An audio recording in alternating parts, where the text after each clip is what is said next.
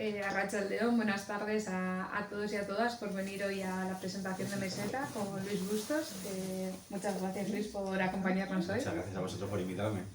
Y nada, bueno, tónica habitual, vamos a empezar así con una pequeña charla en la que hablaremos un poco del proceso de creación de la obra. Tenéis el turno de preguntas siempre abierto, sin ningún problema. Y nada, bueno, Luis ya tiene una carrera bastante dilatada, desde esos primeros inicios como dibujante de cómics con David Muñoz y Antonio Trasorras, ¿no? Como os he comentado en la comida.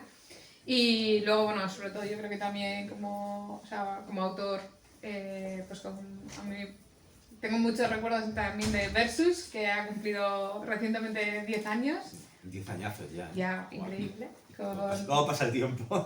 Sino también con una forma también muy diferente de publicar, ¿no? Porque me acuerdo que él salió con Entre Comics, que sí, era... Sí, fue una especie de experimento. O sea, Entre Comics era un experimento de un tipo de edición y de gestión editorial, digamos, casi no era autoeditado, pero digamos que eliminaban algún agente intermediario para ellos mismos distribuirse, tal. Entonces el autor recibía un porcentaje mayor de los beneficios.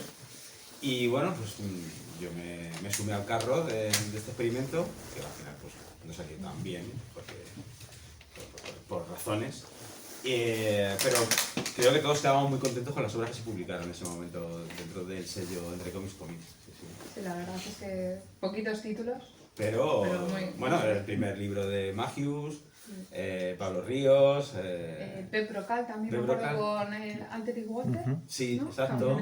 Entonces, hombre, pues yo estaba ahí acompañado con gente muy, muy potente y eso siempre está muy guay. Bueno, ahora tenéis la edición del 10º aniversario en Asiberri que podéis adquirir en librerías. Y bueno, luego pues eso, como carrera en solitario pues también Puerta de Luz, el de Pop que sacaste con Caramba, y por supuesto García con Santiago Iden. Los 5 tomazos que se pueden... Demasiadas páginas, mucho curro. No sé, ¿tienes calculadas más o menos que son como casi 300? 1000 páginas. Bueno, cada libro son casi 200, bueno, algunos son 180 páginas, otros son 220 páginas, tal, pues por 5, pues 1000 paginillas ahí a lo tonto. Con esa adaptación también a serie. Sí. Y nada, y ahora vuelves un poco a encontrarte solo. Claro, porque después de la última obra como autor completo fue Puerta de Luz. Bueno, en realidad fue Pop o Fariña, que es la adaptación que hice del libro de Nacho Carretero. Pero así como en plan, digamos, guión original, dramático y tal, pues fue Puerta de Luz, que fue en el 2017. Entonces, casi 10 años después, sale mi nuevo libro así como autor completo, y es Meseta. Entonces estoy muy contento, claro. Y bueno, pues entonces igual si quieres podemos empezar a hablar un poco sobre qué es Meseta, ¿no? Que os vais a encontrar cuando lo leáis, pero...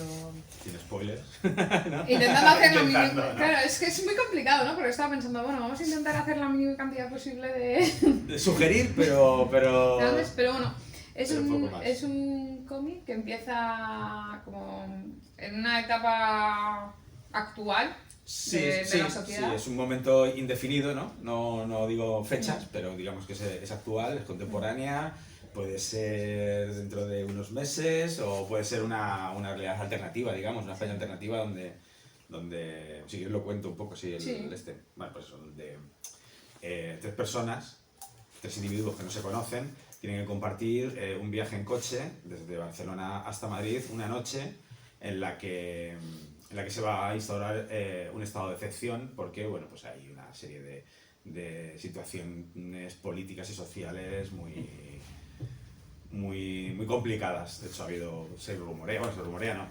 Se comenta en la radio mientras están viajando que ha habido un asesinato de un ministro y que eso puede desembocar en un golpe de estado y tal, ¿no? Entonces, bueno, pues el relato empieza en una clave así como muy urgente, ¿no?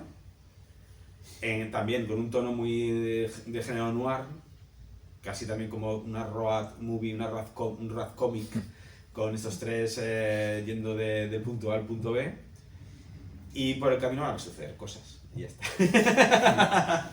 se vienen cositas. Y eso es, ¿no? O sea, tenemos que suceden cosas que lo que no podemos desvelar. Claro. Pero bueno, sí podemos desvelar, por ejemplo, yo creo que lo que te comentaba, ¿no? Que tiene este punto de que es como muy actual, pero a la vez a mí me deja como un regusto como muy noventero, ¿no? O sea, como muy de esa sociedad también como conspiranoica pre-internet, un poquito... Pero es que ha vuelto la conspiranoia. Lo que ocurre es que, claro, es verdad, tienes razón, pero lo que pasa es que en los 90, pero desde los 90, los 80, los 70 y tal igual, la conspiranoia siempre era como de gente como más, digamos, vinculados al... ¿Cómo diría yo? No de izquierdas, pero sí antisistema y tal, ¿no? Y que estaban en los márgenes y eso. Y ahora lo que ha ocurrido con la conspiranoia es que la han abrazado absolutamente la extrema derecha y la gente que está en el poder. Y entonces son los que lanzan bulos, los que contaminan todo y tal. Entonces han desarmado directamente a esa conspiranoia pop, digamos, de esos márgenes, ¿no? que había anteriormente. Y probablemente eso en los 90. O sea, por ejemplo, yo que sé, Morrison con Los Invisibles era un TVO con gran gusto conspiranoico y tal, y era muy noventero. O sea, y eso ahora ya no se podría, no se podría hacer de esa forma, vaya. Y es que aquí con esto me he sentido ahora un poco como Garci, off topic aquí totalmente. Garci un día en su podcast recomendó vinilos y preguntó, ¿pero los vinilos ahora se pueden encontrar? Y es como, Garci, se han pasado de moda y han vuelto, y, o sea, no, y él todavía se había quedado. Claro. Estabas un poco en la misma rueda. Sí, todo vuelve, lo que pasa es que tienes razón, o sea, lo que antes era una cuestión como noventera, pues ahora directamente en los 2020 y para adelante, sobre todo con eso, con la entrada de Donald Trump y la internacional fascista y todo esto, y Steve Bannon y toda esta gente, y bueno, y los foros de 4chan y tal y cual, pues eso se ha convertido en una herramienta política como súper presente, y sobre todo desde la extrema derecha, ¿vale? A mí es, mira, justo ahora que comentas, ¿no? Pues esto, todo el tema que viene tanto de la tecnología, curiosamente no es precisamente un elemento que sea palpable en el cómic, la tecnología, ¿no? Porque la información que nos llega a través de una radio, de un coche, o sea, porque es eso, ¿no? O sea, aparte de que los personajes, bueno, tenemos a Ramón, que es el conductor, un ex policía, lo cual bueno, la única información que tenemos es que trabaja a través de una app del móvil, pero bueno. Sí, y luego tenemos a Pablo y a Viri, que son pues, los dos pasajeros que tienen que hacer este recorrido de Barcelona Madrid, pero luego en realidad, o sea, toda la información que tenemos es como, ¿no? Como muy tradicional, como nos llega a través de la radio y entre conversaciones entre esos personajes, ¿no? Es que una de las cosas que tenía claras a la hora de narrar la historia y de lo que quería contar era que muchos de esos elementos de información que crean, digamos, un background, un lore, ¿no? de lo que está sucediendo, de dónde se están moviendo los personajes, quedará, digamos, por debajo. Que el propio lector ya hiciera un trabajo, entonces... mucha de esa información que se transmite a través o de la radio o luego al final del libro pues en la televisión, pero que de hecho se da una información en la televisión, pero yo activamente oculto parte de la información simplemente porque me gusta más sugerir que de repente soltarlo todo, ¿no? De mira, pues que esta gente está aquí y pasa esto porque este partido político tal y entonces va a suceder esto. No, intento que todo quede como mucho más diluido y sobre todo darle la oportunidad al lector para que vaya creando sus huecos que pueden ser reales o no, o sea, pueden ser... pueden haber estado pensados previamente por el autor o no.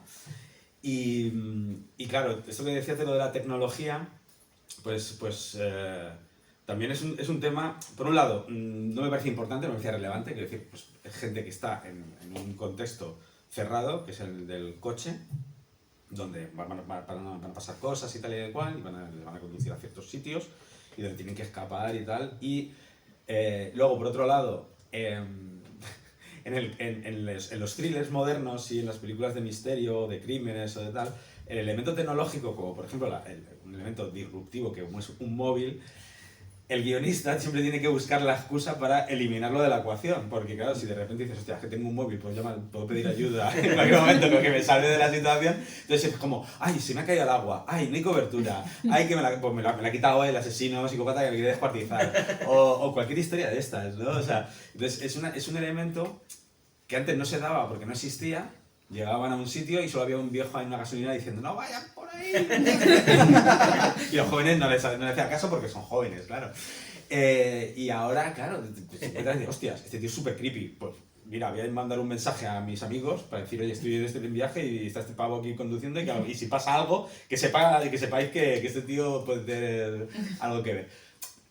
Entonces tienes que eliminar ese elemento de la ecuación y tal, ¿no? Ahora ya digamos, en la narrativa moderna, ¿no?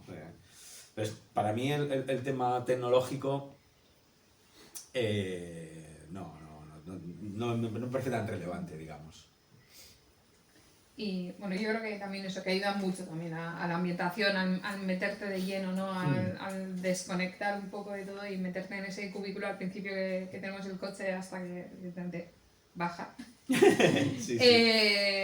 Y me parece que es muy interesante, ¿no?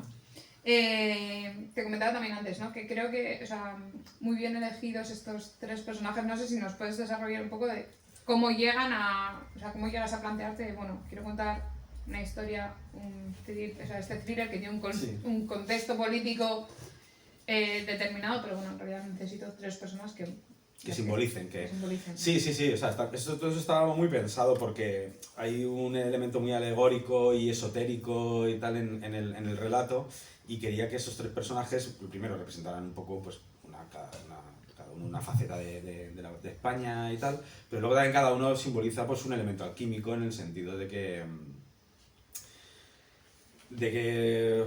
es que sería un poco complicado de explicar y no sé si estoy capacitado ahora mismo para explicarlo, pero lo cierto es que cada uno de ellos sí que obedece a algo metafórico o alegórico y tal, ¿no? Y representan una forma de enfrentarse, digamos, a esa situación, ¿no? Mientras que Pablo es muy pasivo y solo, digamos, Pablo es como San Pablo, ¿no? Que se cae un día ya, después de estar negando a Cristo, pues se cae, ve la luz, se cae el caballo y dice, hostia, esto no es como yo pensaba.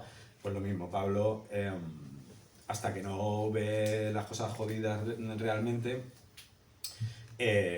no toma partido por el asunto y tal, ¿no? Y Viri, bueno, pues Viri pues es la virgen sacrificial, digamos, de este tipo de relatos clásicos y tal.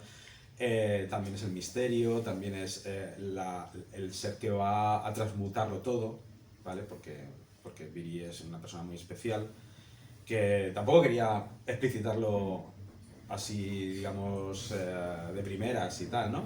Pero sí que poco a poco voy metiendo pequeños detallitos que si prestas atención en una segunda lectura, porque a lo mejor en la primera, como es muy ágil la lectura y tal, pues igual no presta atención y se le pasa. Pero es una persona que digamos que es la que transmuta y tal, ¿no?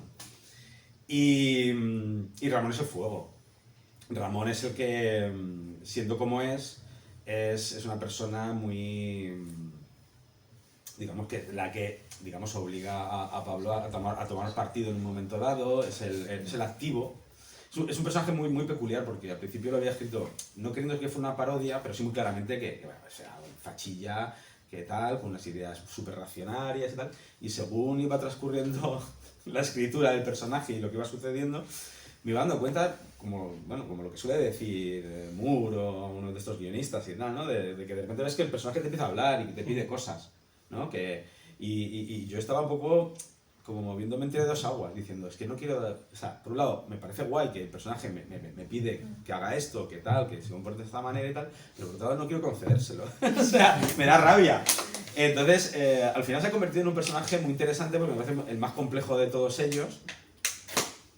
Y bueno, no sé, o sea, yo espero que que no pase por una especie de torrente o de parodia de tal, porque no lo es, en ningún momento quería que lo fuera, quería que fueran personajes dentro de su escasa, digamos, ¿cómo se dice? A ver, vamos, que no están muy perfilados. No quería que tuvieran demasiados detalles, porque, bueno, básicamente lo único que necesitas saber con Pablo es que tiene que llegar a Madrid para ver a su madre, que hace tiempo que no la ve y que está en paliativos, punto. Viri tiene un problema de que es una persona que es inmigrante, que es joven, que tal, que está en una situación de indefensión y tal, ¿no? Y Pablo, pues que es un tío bastante creepy y hasta cierto punto peligroso y que oculta cosas. Y ya está. No necesitaba explicar mucho más porque es que las cosas demasiado explicadas creo que hacen que el relato... O sea, para el lector es muy cómodo y es muy agradable que se lo des todo y que no quede ninguna duda y digas, ojo, qué bien lo ha cerrado todo y todo queda clarísimo con los personajes, pero yo pienso que es mejor que luego cada uno piense, pero ¿qué ha pasado con Viri? ¿O Pablo por qué hace esto? ¿Por qué ha dejado de hacer esto? ¿Por qué tiene que ir a Madrid? ¿Y cómo es el pasado de Ramón? ¿Por qué salió del cuerpo de policía? Me gusta que ahí se quede la cosa como para el lector y tal, ¿no? Y no sé si me he ido un poco por las ramas.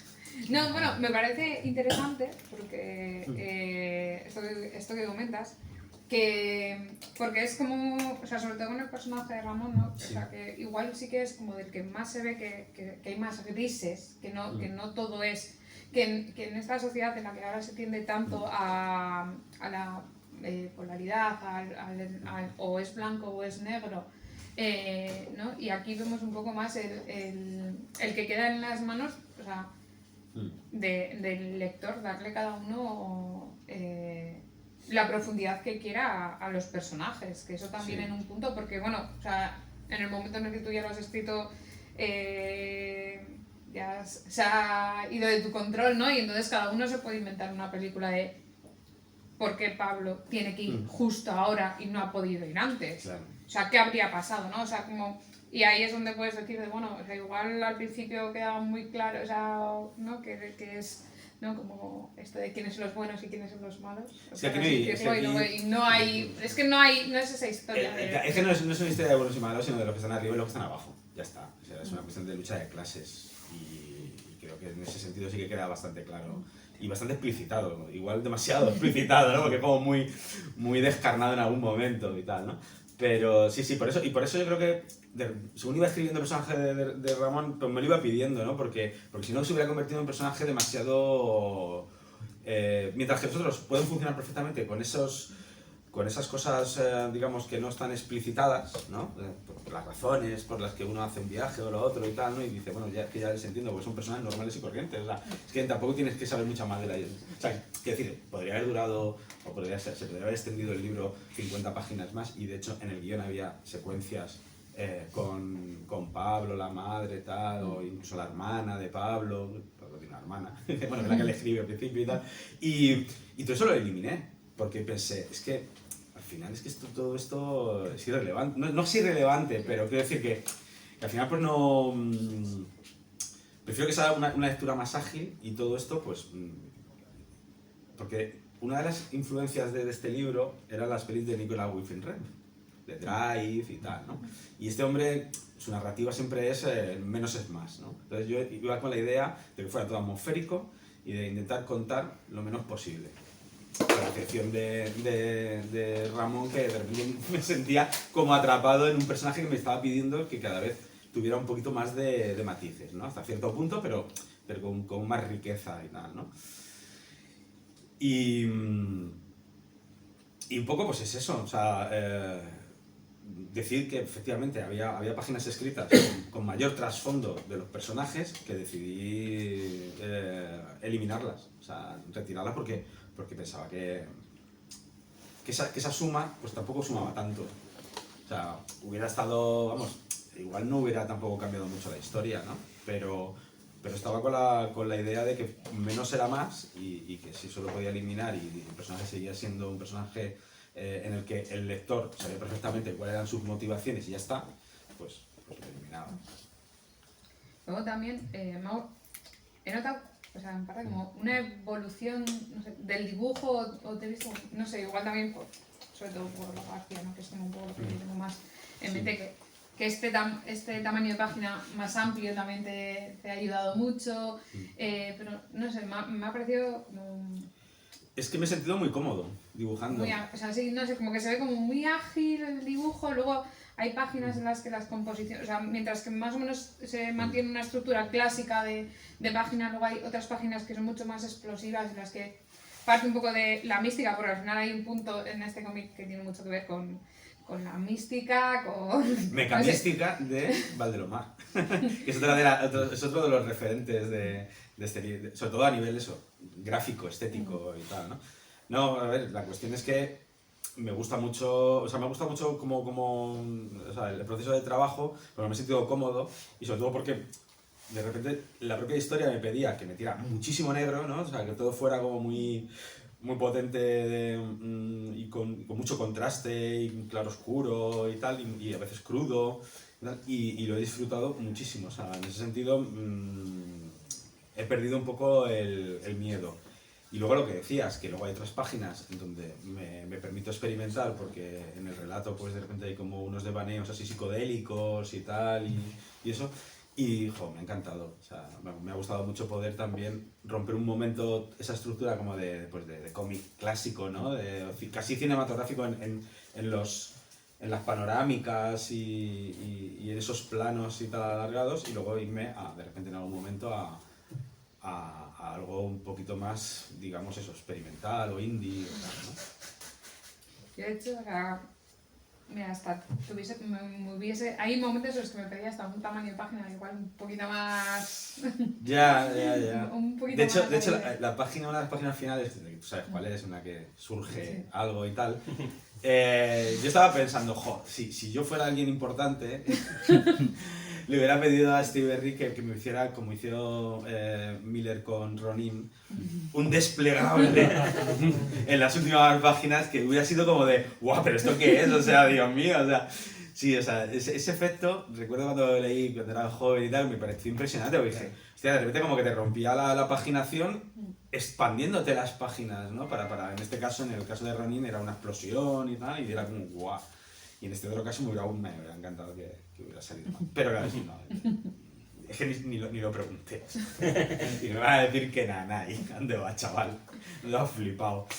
Hay que preguntar primero siempre. Pues sí, igual lo hubieran dicho, sí, a ver, voy a hablar con imprenta, y de repente dice, venga, sí, se puede. Y dijo, oh. Pero la verdad es que, bueno, no sé cuántos de aquí lo habéis leído ya, pero es un libro que se disfruta mucho. Y luego además lo que te decía, ¿no? Que a mí casualidad que me ha coincidido con dos lecturas de así thriller negro muy seguidas, y me ha parecido que es una forma de abordarlo también pues diferente. O sea, bueno, era como Constriction de Portela y Keiko, que es así como muy pausado. En este cambio es como todo lo contrario, ¿no? O sea, como muy frenético, pero bueno, que se mantiene ahí esa esencia, y luego sin embargo no sé, es como este punto un poco también americano, ¿no? Sí, claro, al final no dejo de tener esta influencia americana, también un poco pues eso, japonesa también en ciertos acabados, en cierta narrativa, y luego pues también mezclado claro, evidentemente, con toda esa parafernalia esotérica religiosa, ¿no? Mística y tal, ¿no? En la que se ven imbuidos los protagonistas, ¿no? y la propia trama. Entonces, sí, es un acercamiento al noir un poco pues de aquella manera, porque yo tampoco controlo mucho del asunto, y lo que sí que me gusta, como buen hijo de los años 90, pues es mezclar géneros. Es de repente coger una cosa y que la vaya transmutando y que tenga diferentes significados y tal, ¿no? Y creo que aquí pues he intentado un poco ir por esos derroteros. También un poco pues sorprender al lector, porque siempre me gusta sorprender, y sobre todo también uno de los elementos que me gusta en varias de mis obras es llevarlo todo a un clímax descarnado, ¿no? Y como muy intenso, muy intensito, ¿no? O sea, todo empieza de una manera como muy pausada, muy tal, muy eso, muy atmosférica y tal, y luego al final todo empieza a acelerarse y todo se va a salir de madre y todo es como muy explosivo y descarnado. Pero bueno, luego, efectivamente, luego, curiosamente me obligué también, que no estaba escrito al principio, me obligué a poner un epílogo para bajar todo eso, de que estaba ya como muy arriba, bajar la trama a la tierra, ¿no? Y los personajes a ella. Pero sí, sí. O sea, no sé, tiene este punto también ese como epílogo como muy cinematográfico, ¿no? Hay de... Ya, por fin ha pasado esto. Sí, ¿no? es como como lo de los monstruos, los asesinos, un poco como ¿no? a Sí. clásica película de terror, ¿no? Claro, Al final tienes ahí como tu momento de decir bueno, ya está, ¿no? Pero no hay una mano que de repente sale de la tumba y estoy vivo y tal, y volveré. No, simplemente es eso. Bueno, hay lo un hice poco porque...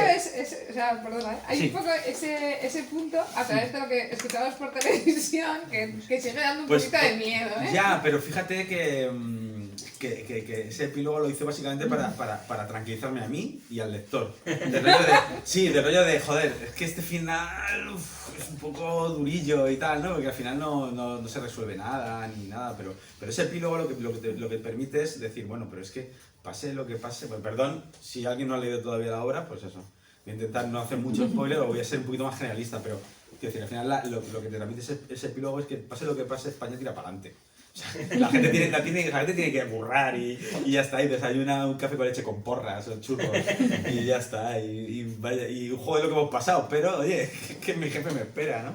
En un horario de 9 a 5. Y hostia, y puede ser un poco durillo, pero a la vez creo que le da un poquito de luminosidad, ¿no? Que además es literal, porque pasa toda la obra de noche y al final pues el epílogo es amanecido y todo ha pasado. Perdón. Y bueno, ya vamos a ir finalizando. Si tenéis cualquier pregunta, por favor, aprovechad. Sí. Así. Pero que hay una cosa que queríamos comentar, ¿no? Que tiene este punto de un poco también las vueltas, ¿no?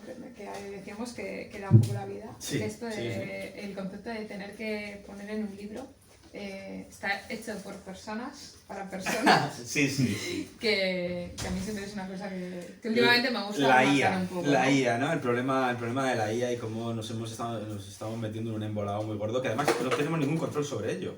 Nosotros, como individuos y tal, así, o sea, que decir, al final son decisiones de grandes empresas que están intentando vender una moto, están vendiendo humo, están jugando con un montón de fuerzas que nosotros, por desgracia, pues nos tenemos muchas veces que comer, porque ahora si ves cualquier tipo de servicio en el que estés suscrito o estés utilizando de app o de lo que sea, pues ya te meten, quieras o no, ese elemento de IA, ¿no? ¿Quieres mandar este mensaje a tu ser querido con IA? Y te lo hacemos nosotros y así no tienes ni siquiera que pensar en mandar una felicitación, ¿no? Que dices, joder, pues todo eso es un horror. Y sobre todo lo que estábamos comentando previo a esto, que sí, que de ahí ya existía, ¿no? Todo digamos, en investigación y en medicina y tal, y no había mayor problema.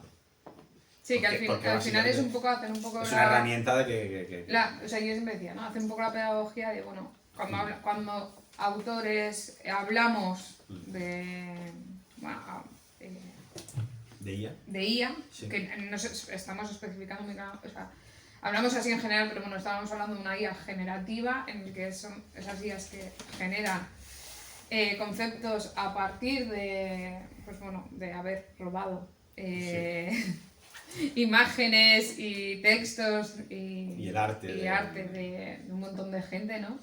Y sobre todo de tener en cuenta de los peligros que tiene, o sea, bueno, peligros de la IA generativa, que al final pasa muchas veces por ser una concepción súper literal de los conceptos, ¿no? Siempre se pone el ejemplo este de tú pídele a una IA que te represente la pobreza y te pondrá a una persona, probablemente migrante, en la calle pidiendo dinero, mientras que un ilustrador raramente te, Bueno, te claro. Porque es te la IA, representaría, ¿no? la pobreza la IA, de esa forma. la IA por su construcción no concibe la metáfora. O sea, entonces claro, un ilustrador, un artista, está continuamente, incluso el artista más realista, ¿no? O hiperrealista, siempre va a haber una interpretación subjetiva de lo que está viendo y lo traslada al papel o al lienzo o al celuloide o lo que sea, ¿no? Pero bueno, yo me quedaría con el hecho de que no podemos, o sea, yo entiendo que hay una banalización del uso de la IA porque resulta muy cómoda, ¿no? Generalmente no, o sea, llegamos cansados a casa o lo que sea, no queremos pensar, igual, y muchas veces delegamos, ¿no? Pues ciertas actividades, ciertas cosas a las máquinas y tal, ¿no? Pero el problema de la IA generativa es que con ella estamos empezando a delegar una cosa que nos hace netamente humanos y que una de las cosas que nos diferencia de los animales y de cualquier otro ser vivo que conocemos, que es la generación de arte, ¿no? O sea, el poder expresarte, transmitir ideas, sentimientos, experiencias, tal, y a través de ello, a través de ese arte, comunicarte de una manera asíncrona, digamos, entre el artista y el lector o el espectador y tal, o el oyente, que asíncrona puede decir que puedes estar hablando de tú a tú con una persona que ha escrito un libro hace 400 años. Porque lo estás viendo, o sea, lo que ha escrito es lo que ha escrito y lo estás viendo tú en ese momento 400 años después. Y lo que ha escrito, tú sabes que ha partido de una experiencia propia. ¿De qué sirve que la IA imite? Porque lo que hace es imitar perfectamente un soneto o un cuadro o lo que sea y lo haga increíblemente bien imitando el estilo o tal.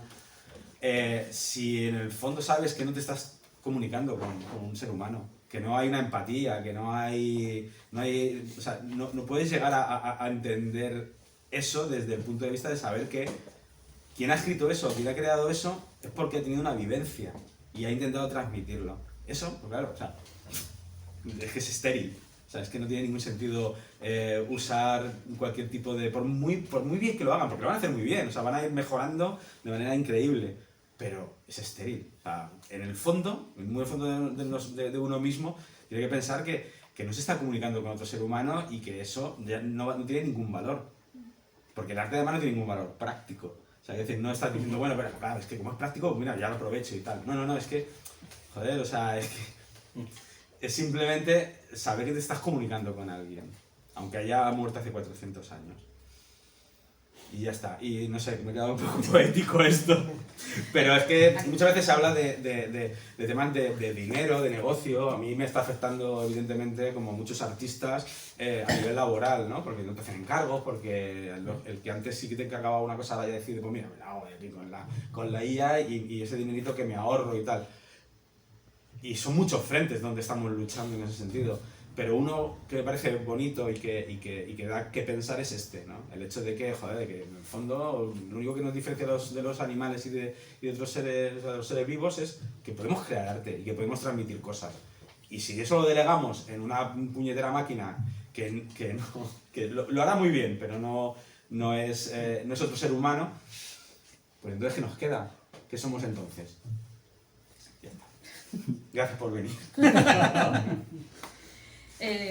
Dudo que se pudiesen desarrollar proyectos, o sea, no sé, a mí es que, o sea, por mucho que vayan mejorando, no, creo que la vivencia del autor, que, o sea, por ejemplo, en el caso de un cómic, es un proceso que es largo, que muta, que cambias, pues, cambia, que cambias las decisiones, que cambia el personaje, el giro, el cómo va a hablar, que al final convives, ¿no? Y supongo que o sea, bueno, no sé, o sea, por lo menos mi experiencia personal, ¿no? Que es como tú terminas conviviendo con ese personaje, que ese personaje te pide cosas, claro. Y que luego ese personaje del cual te tienes que despedir, claro, ¿no? Claro, que es un momento como muy de quedarte vacío, aunque ahora lo vayas recuperando, porque tú ahora has estado durante un montón de tiempo conviviendo con Pablo, con Ramón y con Viri, y te han estado contando unas cosas. Y llega un momento en el que lo sueltas y que sea lo que sea cuando llega a las librerías y lo leáis, aunque luego ahora vayas presentándolo, Sí, ya es como un es, poco ¿no? La conferencia recuperarles es como... un poquito y tal, ¿no? De, mira, vuelvo otra vez a encontrarme con ellos y Sí, tal, ¿no? pero bueno, ya es como, ¿no? Y eso al final me parece Claro. muy difícil Sí. de recrear, ¿no? Porque al final de lo que estamos hablando son máquinas que recrean una experiencia, pero... Y luego hay otro elemento que habla del estilo y del arte, ¿no? Que muchas veces no. Generalmente uno de los elementos más importantes a la hora de crear tu estilo y tu voz y tal es el error. O sea, tú intentas imitar o copiar o fijarte en artistas que a ti te gustan mucho, pero igual no tienes el suficiente talento, suficiente mano, tal, pero intentas y tal, y al final terminas creando tu propio estilo y el propio error. O sea, llegas hasta el 80% de cómo hace una oreja Albert Monteis o tal, y al final, con el tiempo, dices, pues es que claro, esta oreja que en principio quería que fuera exactamente igual que la que hace Albert Monteis o quien sea, pues o sea, me representa, soy yo y tal. Entonces, ese error es bonito. O sea, y lo que dices, cuando estás construyendo una historia, pues retocas muchísimo, cortas, podas, incorporas en el proceso. Y eso es bonito y es duro, ¿vale? O sea, porque te lleva a terrenos de dudas, ¿no? Sobre todo, ¿no? De que estás ahí todo el rato diciendo, pero esto, me interesa llevarlo por aquí, o soy capaz de llevarlo por aquí y tal, pero cuando lo consigues o cuando lo terminas, es muy satisfactorio, claro. Bueno, pues no sé si tenéis alguna pregunta, si no vamos a ir terminando. ¿Tú tienes una pregunta? Mira qué bien. A ver, El chico del fondo. A ver. No, que he estado dando vueltas un poquillo y tengo una curiosidad que ¿de dónde sale Meseta? ¿Te querías hacer una road movie? ¿Tenías ganas, tenías algún personaje? O sea, supongo que siempre hay algo de lo que tiras, ¿no? Sí, y quería saber de aquí de dónde era. Era lo primero que... Vale. Aunque luego cambie mucho o lo que Claro, sea. ya el título en sí, yo tenía muy claro que quería un libro que se llamara Meseta. ¿Por qué? Porque, claro. Pero es una tontería. primera de periodismo, nunca pongáis una... nunca redactéis un artículo porque os gusta el título. No, pues fíjate que Ya cuando creas una obra, hay cosas que te influyen y que quieres que se parezcan y son los ingredientes que echas al guisado y tal. Y a veces uno de esos ingredientes simplemente es una frase. O sea, había tres conceptos. Uno era, pues el título, quería que fuera Meseta, básicamente, bueno, porque mi padre era conquense, era de Cuenca, y yo he pasado muchos veranos en La Mancha, y bueno, pues tenía como ciertos recuerdos. Hay varias cosas en el libro que son personales, pero lo que pasa es que las filtro por el tema del género y de la aventura o del thriller y tal, ¿no? Pero sí que hay ciertos recuerdos personales en el libro. Y uno de estos conceptos era el título, otro era el concepto El cabrón del campo, que viene de un repronto de Raúl Minchinela, que bueno, es el concepto internacional, universal, que también sale en Scooby-Doo y tal, ¿no? De gente que viene de la ciudad al campo y se encuentra como en Peña, que no me toques las lindes, que te rompo la crisma y tal y cual, ¿no? Y que, o sea, esta cosa de rollo de deliverance, ¿no? De que vas a la naturaleza, ¿no? Fuera de tu hábitat, digamos, normal y te puedes encontrar pues, cosas muy peligrosas porque no estás acostumbrado y tal, ¿no? Y luego el tercer concepto también previo, entonces eran anotaciones, era España se rompe. O sea, la frase España se rompe. Entonces, al final pasa algo en el libro, ¿no? Porque quería que realmente fuera algo literal, o sea, no quería que fuera, uy, no, es que esto va a ser algo así como, bueno, así sutil y tal, ¿no? Metafórico y tal. Bueno, puede ser metafórico, ¿eh? Porque nunca se sabe si lo que estamos presenciando es real o es delirio. Pero sí que quería dibujarlo explícitamente y tal. Entonces, es verdad que es eso, que aparte de las influencias, ¿no? De todo esto que te he comentado, también Lynch, Valdelomar, Goya, el pintor negra de Goya, tal y igual, pues de una frase, una simple frase que te evoca, ¿no? a poder, digamos, dibujar algo o narrar algo y tal, ¿no? A través de ello. Oye, una pregunta. Dime. Es que, desde que has empezado a hablar de lo de la alquimia me he quedado hace media hora ya, Sí. ya suspendida en lo de la alquimia. Y luego has comentado también que en el fondo es toda una lucha de clases. Sí. Entonces, me ha parecido muy interesante, ¿no? Porque la alquimia es la transformación, la lucha de clases es la transformación, pero ¿de qué forma, no he leído el cómic todavía, pero de qué forma puedes compaginar esa transformación de lucha de clases? Y si se puede, ¿es algo específicamente de nuestra sociedad de aquí ibérica, vamos a decir? ¿O es exportable? ¿O es de un movimiento que digas, es que esto está pasando en toda Europa, es que esto está pasando, etcétera? Sí, sí. Y luego otra pregunta, ¿cuáles son los cómics que sueles leer tú? ¿Cuáles son los que más te apasionan ahora o los que más te interesan o que te gusta bucear? Primero ya te contesto a la segunda porque es lo más fácil. O sea, últimamente no estoy leyendo mucho porque estoy como muy aturullado con mogollón de cosas. Tengo libros abiertos en la mesita de noche. Cómics voy sacando de la biblioteca, por ejemplo, muy variados y tal, ¿no? A ver, yo siempre he tenido querencia por una cosa como más, no clásica, pero bueno, más de género y eso, pero siempre voy picoteando pues algún TVO indie y tal, ¿no? Ahora mismo tengo abierto el segundo libro de Montéis, el Universo 2 y tal, ¿no? Porque leí el primero, me encanta lo que hace, siempre me ha gustado mucho y de hecho incluso hemos colaborado en algunas ocasiones cuando estábamos trabajando en los jueves. Pero bueno, lo tenía ahí pendiente y ahora estoy por la mitad y tal. Y pasando a la primera pregunta, que es un poco más densa y eso, pues nada, simplemente decir que efectivamente ahora mismo estamos viviendo un periodo muy convulso.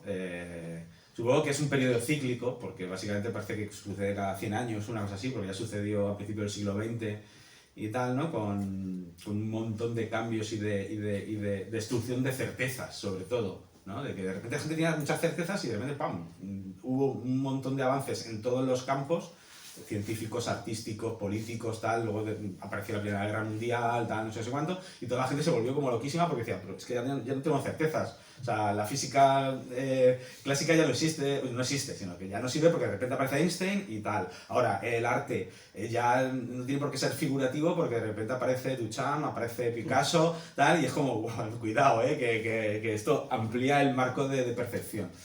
Y en este caso, lo que estamos viviendo ahora, pues estamos viviendo una auténtica lucha de clases, básicamente. Una cosa que parecía que se había olvidado o que nos habían intentado convencer de que ya no existía, pero es así. O sea, hay una gente, algunos privilegiados que son menos de un 1%, que son los que están controlándolo absolutamente todo, enturbiándolo absolutamente todo. Sus motivaciones, pues yo espero, o sea, es que una parte de mí que espera que sea simplemente por dinero. Porque lo otro es que sí, lo otro puede ser ya psicopatía, o sea, es como, pero ¿por qué estáis haciendo eso? Si ya tenéis, si sois muy millonarios, si varias generaciones de vuestros hijos van a vivir en la riqueza más absoluta y aún así seguís destruyéndolo todo y condenando a las siguientes generaciones a la pobreza y tal, ¿no? Y luego estamos todos los demás. Estamos todos los demás y es así. Y mientras estaba haciendo este libro, que fue durante el 2025, pues bueno, llegó Donald Trump al segundo mandato y empezó a hacer cambios así, de inmediato, ¿no? No perdió tiempo, ¿no? Y todos estos cambios bestias que empezó a hacer, pues se van, digamos, replicando en otros países, en otras democracias, en Europa ha llegado y tal, a través de esta, digamos, internacional fascista, ¿no? Que alguna de estas cabezas más representativas de todo esto es Steve Bannon, que fue consejero de Donald Trump y Donald Trump lo despidió, pero se vino a Europa a aconsejar y tal a Vox y a otros partidos como el de Orbán y tal, ¿no? Entonces, creo que me estoy liando ya mucho y tal, ¿no? Pero eso, y durante este 2025 hemos visto, pues eso, que todo se ha vuelto como muy tenso y muy peligroso. Hasta el punto en el que cuando salió ya el libro, 3 días después, yo estaba haciendo el libro y estaba diciendo, estoy metiendo aquí una serie de elementos un poco loquísimos, ¿no? Y a lo mejor la gente va a pensar que me estoy pasando 3 pueblos y tal. Y de repente cuando sale el libro, 3 días después, sale una nueva remesa de los papeles de Einstein, de los emails, donde cuentan cosas absolutamente demenciales, de sacrificios, de gente que dice que a lo mejor ha comido carne humana, que no sé qué. Y dices, pero ¿esto qué es? ¿Y por qué? ¿Esta gente por qué hace esto? ¿Por qué? Porque está ahí arriba y porque se sienten privilegiados y todo lo demás simplemente somos carne de cañón. O sea, y ya está. Entonces, un poco el libro quería, de una manera, en la medida de mis posibilidades, porque yo solo soy un pobre desgraciadico autor de cómics y tal, pues no, o sea, que, claro, una de las frases que escuché recientemente fue que, eso, que los artistas no damos soluciones, simplemente exponemos el problema, y yo lo que quería era exponer el problema, ¿no? De cómo está la situación y tal, ¿no? No dar soluciones porque no está en mi mano, o sea, yo les digo, solo soy un ilustrador, un dibujante. Y no sé si esto contesta tu pregunta. Sí, sí. ¿Sí? Es que, casualidad, estoy leyendo un libro que cogí en la biblioteca de Jack London, que está escrito en 1912, que se llama Paraíso de los Miserables, porque él era socialista americano y se fue durante un tiempo a vivir al East End de Londres.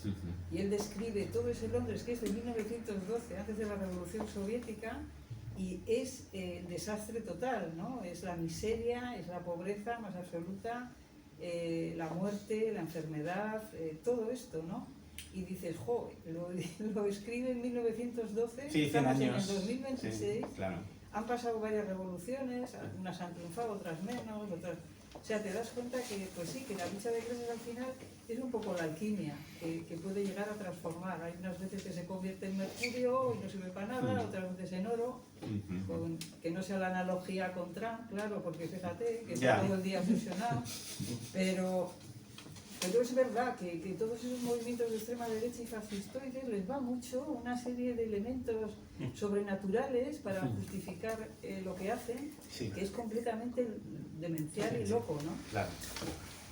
No, me ha hecho mucha gracia esto que has comentado de Jack London, porque hay una especie como de serendipia extraña, porque uno de mi segunda novela gráfica es una adaptación de Jack London, por un bistec, que es el relato del boxeador maduro que tiene que combatir un último combate porque está en la miseria y tal y igual. Y es el que hablábamos al principio de que se ha hecho una reedición 10º aniversario, y te invito a que le eches un ojillo, porque si te gusta Jack London, pues... Fui a la biblioteca y había para juvenil, que es el de Comillo Blanco, La Selva y todo esto. Yo lo había cogido uno, había comprado, que era Vagabundo de las Estrellas, que me llamó mucho la atención que hiciera este libro sobre una persona que está presa, que va a morir, y la única manera de soportar la camisa de fuerza es saliendo del cuerpo, que se lo dice otro preso, no, tú tranquilo, te van a agarrar, te van a hacer la vida imposible, pero tú te puedes relajar y te puedes ir, ¿no?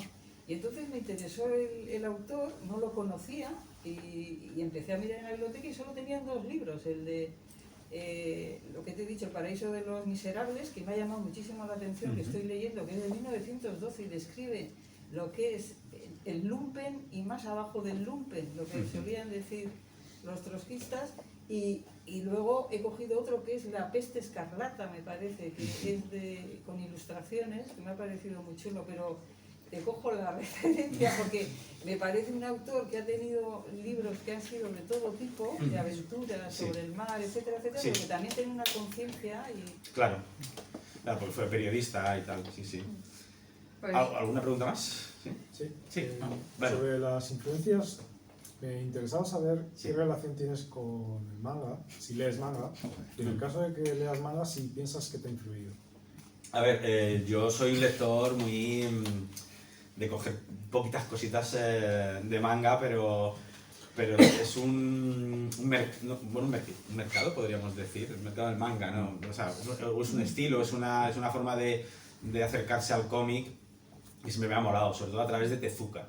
Tezuka para mí fue una de las influencias cuando empecé a hacer la primera novela gráfica, la de Endurance, y he ido incorporando pequeños elementos siempre en mis obras, llegando al punto en el que García, la serie García, es una especie de confluencia entre cómic americano, de género y tal, novela gráfica española y tal, porque al final es donde se publica y cómo se publica, y esa querencia por el manga, ¿no? También en el formato, más pequeñito, más gordito, el hecho de eso, de querer hacer algo como con continuidad y tal, ¿no? Entonces, sí, sobre todo Tezuka ha sido... Otomo también, en cierta forma, lo que pasa es que, claro, Otomo es tan bestia dibujando también que uno pues simplemente coge pequeños detalles y ya está, ¿no? Por ejemplo, en este libro hay ciertos puntos así como de horror y tal que siempre estaba con el ojo mirando a Junji Ito. ¿no? A estas imágenes un poco más así perturbadoras. Había... Sí. Diré en tus últimas obras, la elección del papel, ¿por qué es ese papel que lo tocas, se te queda en negro, estás pensando casi que te vas a manchar?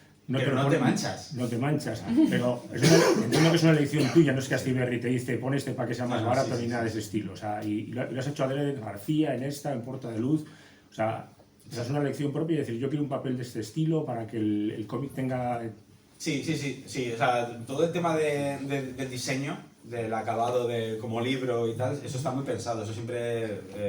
porque yo, claro, durante muchos años también me he dedicado a hacer... O sea, he sido grafista y he sido diseñador gráfico y tal, entonces el diseño de todos mis libros son míos, incluyendo la elección de papel. Cuando no he podido elegir el papel, como ha pasado por ejemplo una edición en Planeta de Endurance, Sí. es que ha sido un desastre porque le ponen un papel brillo y tal. El otro día cuando estuve leyendo Meseta lo estuve viendo y dije, joder, pues el de Honduras no era así, y lo saqué de la balda y es un papel brillante, tal, Claro, y no y tiene nada ves que ver. blanco y negro y que te refleja, a lo mejor tienes un foco de luz y dices, esto no puede ser. En cambio, esta cosa mate, con mucho cuerpo, muy poroso, muy... que luego para hacer las firmas ya es un horror, porque la tinta hace así, ¡buah! Y dices, no, pero me encanta que el lector toque un papel así con mucho cuerpo, ¿no?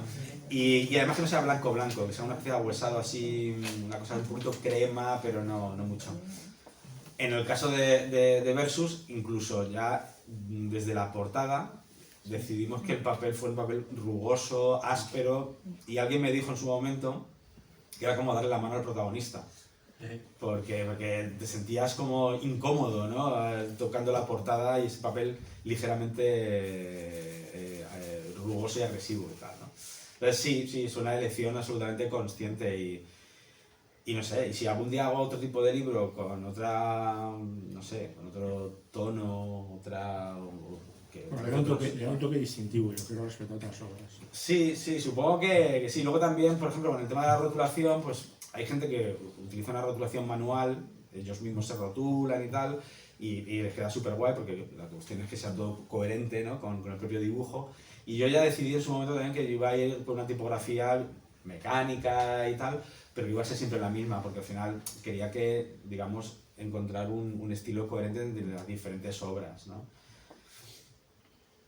Pero bueno, sí, básicamente es eso, son decisiones editoriales que el editor me dice, estupendo, voy a ir pidiendo el papel. Yo solo voy a decir que me encantan las cabezadas, que es el detallito, que cuando un libro tiene unas cabezadas cuidadas ya es un punto a favor, porque es una cosa que, bueno, las cabezadas, sí hay, para los que no conozcáis el concepto, es el hilo con el que está cosido el libro. No, y bueno, todo eso también, cuidado, Alba, la esposa de Manuel Bartual, que es la diseñadora de Astiberri, también tiene mucho que ver, o sea, que yo le mando el diseño y tal y cual, y ella también lo prepara todo para la imprenta, y si no fuera por ella, a lo mejor serían unos errores un poco gordos, ¿no? Porque cuando terminas el libro, tienes que hacer el diseño y tal, ya estás agotado, ¿no? Estás como, mira, yo quiero que ya esto salga y tal, entonces a veces no prestas atención. Y ella siempre va a hacer el trabajo, digamos, de cuidado, y esto tal como lo quieres, tal, no sé qué, y es fantástica, estupenda. Dime. Has dicho el concepto, o sea, todavía no he leído Meseta, pero has hablado del concepto de que no, he hecho la historia para que aunque hay cosas que no resuelvo, lo intento dejar como unitario, ¿no? Vale, es que esta semana hemos hecho un club de lectura de tu primera obra como la Puerta de Luz, y estábamos debatiendo muchos de que si lo hacías así o habías dejado a puerta para hacer una secuela de Puerta de Luz, porque es así que tuvimos mucha sensación los que lo leímos, que quedaban muchas cosas sin resolver. O sea, aunque era muy unitario para lo que contabas, teníamos ganas de más. Tienes razón, y yo ahí me voy a... Porque, aunque la idea era, como en Meseta, también ser sugerente y no tener que explicitarlo todo, porque lo que mola es el misterio, o sea, mientras el misterio se mantiene, las resoluciones, a menos que seas alguien súper habilidoso y tal, y sea una gran revelación de la leche y tal, luego suele ser decepcionante. Entonces yo quería que hagan muchas cosas, digamos, ahí da, ¿no? Lo que ocurre es que es verdad que es un equilibrio muy difícil y ahí fallé. Y lo reconozco y me da culpa y yo os agradezco que hayáis leído el libro, hayáis hecho esta sesión de lectura y tal. Pero es verdad que mucha gente me preguntó, oye, pero esto es el primero de una serie, ¿no? Esto ahora ya los personajes van a ir tirando por allá y van a ir descubriendo cosas. Y le dije, no. No, ¿de qué dices, loco? O sea, con lo que me ha costado terminar esto. Te animamos. No, claro, o sea, a lo mejor yo qué sé, si me fuera bien las cosas y tal y tuviera tiempo, pues igual sí que de hecho, lo llegué a plantear, porque claro, hubo gente que me lo preguntó y me dijo, oye, esto tenías que continuarlo. Y hasta le estuve dando como vueltas. Incluso, este libro se compró la opción para hacer algo audiovisual, que al final, bueno, después de casi 7 años de estar renovando, no 7 años, no 5, de estar renovando esta opción, pero al final ya se ha descartado y tal, ¿no? Pero estuvo a puntito de hacerse serie o algo así. Entonces, claro, yo a los guionistas les dije, mira, claro, esto es como el armazón y tal, os dejo vía libre para que vosotros a partir de aquí vayáis creando sin ningún problema y da igual, incluso puedo hacer un archivo, digamos, de preguntas y respuestas con tal y de cual y les pareció guay y lo agradecieron y a mí me picó un poco la curiosidad de decir, joder, con todo esto que ahora he hecho un poquito de mapa del asunto, pues igual podría continuarlo, pero dije, mira, tengo García por otro lado, que está en ese momento, tenía que seguir con García y eso, y no estoy por la labor, pero es verdad, o sea, espero yo que en Meseta también he jugado a eso, pero creo que es más contundente en su finalización y tal, y aunque queden cosas, digamos, o te preguntes, bueno, ¿y qué pasará con este personaje, con este otro en el futuro y tal igual? Da igual, pues imagínate lo que les pase, porque en el fondo lo que quiero contar en Meseta es eso, y punto, y nada más. ¿Sí? No, damos por finalizada, aprovechad ahora. Vale, os agradezco vuestra presencia. Muchas gracias.